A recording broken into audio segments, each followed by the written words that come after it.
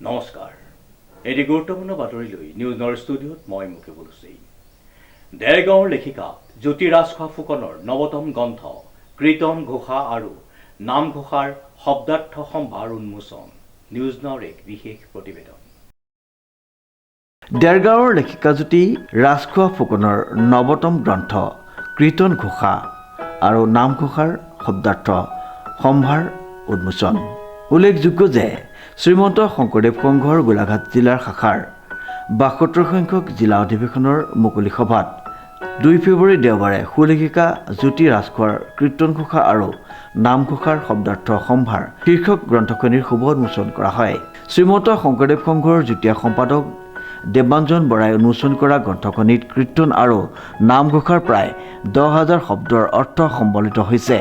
এই গ্ৰন্থখনি মহাপুৰুষ দুজনৰ মহান গ্ৰন্থ দুখনিৰ মৰ্মাৰ্থ বুজিবৰ বাবে এখনি মূল্যৱান পুথিৰূপে পৰিগণিত হ'ব পৰা উল্লেখনীয় গ্ৰন্থ বুলি উন্মোচকে উল্লেখ কৰে। শ্ৰীমন্ত শংকৰদেৱ সংঘৰ গোলাঘাট জিলাৰ শাখাই প্ৰকাশ কৰা এই গ্ৰন্থখনিয়ে অধিৱেশনস্থলীতেই ভক্ত বৈষ্ণৱৰ আদৰ পাবলৈ আশা কৰা ধৰণে সক্ষম হয়।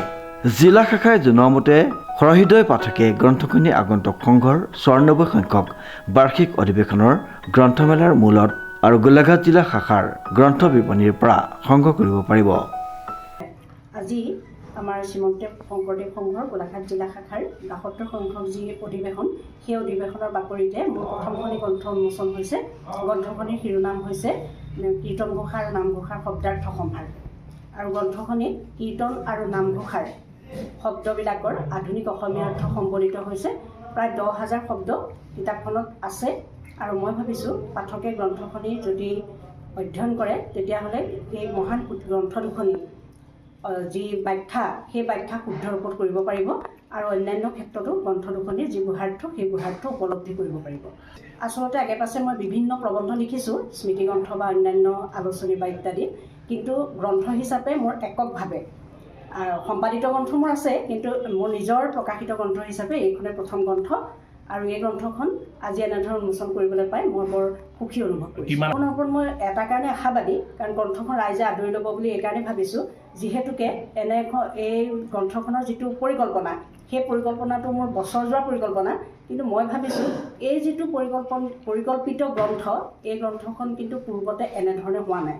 সেইকাৰণে মই ভাবিছোঁ পাঠকসকলে আদৰি ল'ব আৰু পাঠকৰ আদৰৰ ওপৰতে মোৰ কষ্টখিনি সাৰ্থকতা নিৰ্ভৰ কৰিব। অসমীয়া বিষয়ৰ যি নিশ্চয় হ'ব, কাৰণ ইয়াত আমি প্ৰায়খিনি শব্দৰ আধুনিক অসমীয়া অৰ্থটো লিপিবদ্ধ কৰিছোঁ।